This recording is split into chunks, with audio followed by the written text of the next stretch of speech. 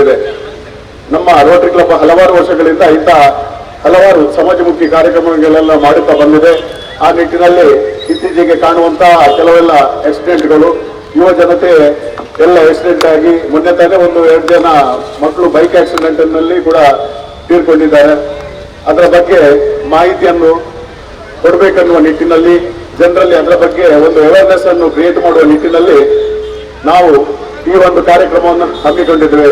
ಅದಕ್ಕೋಸ್ಕರ ನಮ್ಮ ಉಡುಪಿ ಜಿಲ್ಲೆಯಿಂದ ಪ್ರಾದೇಶಿಕ ಸಾರಿಗೆ ಇಲಾಖೆಯ ನಿರೀಕ್ಷಕರಾದ ಶ್ರೇಯಸ್ ಅವರು ಆಗಮಿಸಿದ್ದಾರೆ. ಅವರಿಗೆ ಈ ಕಾರ್ಯಕ್ರಮಕ್ಕೆ ನಾನು ಸ್ವಾಗತವನ್ನು ಕೋರುತ್ತೇನೆ.